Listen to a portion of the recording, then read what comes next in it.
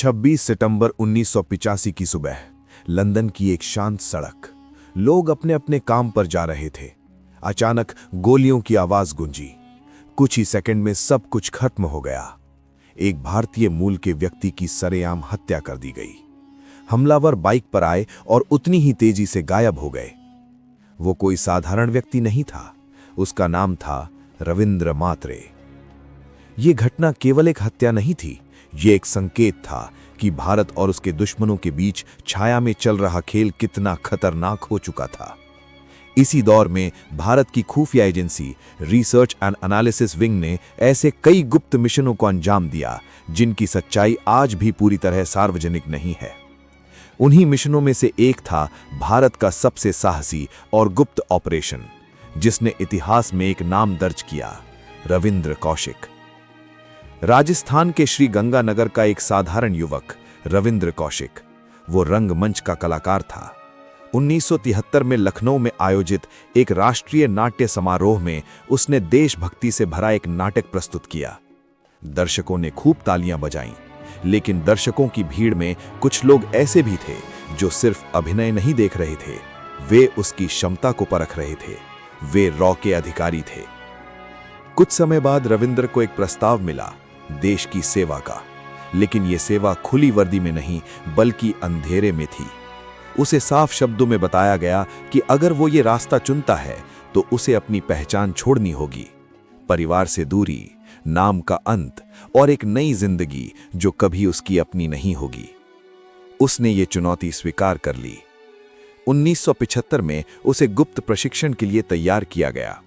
उसे उर्दू और पंजाबी लहजा सिखाया गया, इस्लामी धार्मिक परंपराओं का अध्ययन कराया गया, पाकिस्तान की राजनैतिक और सैन्य संरचना समझाई गई, जासूसी तकनीक, कोड भाषा, गुप्त संदेश प्रणाली, सब कुछ। धीरे धीरे रविंद्र कौशिक की पहचान मिटा दी गई। अब वो था नबी अहमद शाकिर। उसे पाकिस्तान भेजा गया, बिना किसी राजनयिक सुरक्षा के, बिना किसी गारंटी के कि यदि पकड़ा गया तो उसे बचाया जाएगा। पाकिस्तान पहुंचकर उसने कराची विश्वविद्यालय में दाखिला लिया, कानून की पढ़ाई की, स्थानीय समाज में घुल मिल गया। उसने वहां की संस्कृति, भाषा और जीवन शैली को पूरी तरह अपना लिया। कुछ ही वर्षों में उसने पाकिस्तानी नागरिकता भी हासिल कर ली। इसके बाद उसने एक और असंभव कदम उठाया, पाकिस्तानी सेना में भर्ती। ये वो मोड़ था जिसने उसके मिशन को असाधारण बना दिया। वर्षों की मेहनत और सतर्कता के बाद वो पाकिस्तान आर्मी में मेजर के पद तक पहुंच गया। सोचिए, भारत का एक जासूस पाकिस्तान की सेना में मेजर। 1979 से 1983 के बीच उसने भारत को कई महत्वपूर्ण सैन्य जानकारियां पहुंचाई। कहा जाता है कि उसकी सूचनाओं ने कई रणनीतिक योजनाओं को विफल किया और भारत की सुरक्षा को मजबूत किया। उसकी जानकारी इतनी सटीक थी कि भारतीय रक्षा तंत्र में उसे बेहद मूल्यवान स्रोत माना जाने लगा। लेकिन जासूसी की दुनिया में हर कदम खतरे से भरा होता है।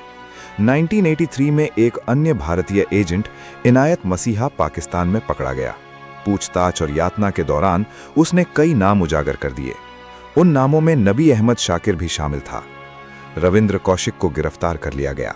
उस पर जासूसी का मुकदमा चला। सियालकोट की जेल में उसे अमानवीय यातनाएं दी गईं। 1985 में उसे मौत की सजा सुनाई गई, जिसे बाद में उम्र कैद में बदल दिया गया। भारत सरकार ने आधिकारिक रूप से कभी यह स्वीकार नहीं किया कि वो उनका एजेंट था। जेल की सलाखों के पीछे उसने वर्षों बिताए। उसने अपने परिवार को पत्र लिखे। उन पत्रों में दर्द था, इंतजार था और एक सवाल कि क्या मेरे देश को मेरी याद है। बीमारी और कठोर परिस्थितियों के बीच उसने अपनी जिंदगी के अंतिम साल काटे। 21 नवंबर 2001 को सियालकोट जेल में उसकी मृत्यु हो गई। उसका अंतिम संस्कार भी वही हुआ। न कोई आधिकारिक सम्मान, न कोई सार्वजनिक श्रद्धांजलि, लेकिन खुफिया हलकों में उसे एक नाम मिला, ब्लैक टाइगर। रॉ की स्थापना 1968 में हुई थी, जिसके पहले प्रमुख थे RN काओ। एजेंसी का उद्देश्य था भारत की बाहरी सुरक्षा से जुड़े खतरों पर निगरानी रखना और जरूरत पड़ने पर गुप्त अभियान चलाना। रविंद्र कौशिक का मिशन उसी रणनीति का हिस्सा था, दुश्मन के भीतर गहराई तक प्रवेश। ऐसे मिशनों में एजेंट वर्षों तक अपनी पहचान बदल कर रहते हैं, अगर पकड़े जाएं तो सरकार अक्सर औपचारिक रूप से इनकार कर देती है। यही जासूसी की दुनिया का कठोर नियम है। रविंद्र कौशिक की कहानी केवल एक व्यक्ति की नहीं, बल्कि उन सभी गुमनाम एजेंटों की कहानी है जो अपने देश के लिए सब कुछ दांव पर लगा देते हैं। वे न तो परेड में दिखते हैं, न पदक समारोह में। उनका नाम अक्सर इतिहास की किताबों में भी दर्ज नहीं होता, लेकिन उनकी भूमिका राष्ट्र की सुरक्षा में उतनी ही महत्वपूर्ण होती है जितनी सीमा पर खड़े सैनिकों की।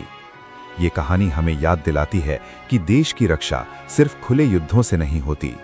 कई बार सबसे निर्णायक लड़ाई छाया में लड़ी जाती है, जहां शोर नहीं होता, लेकिन दाव पूरी तरह जिंदगी का होता है।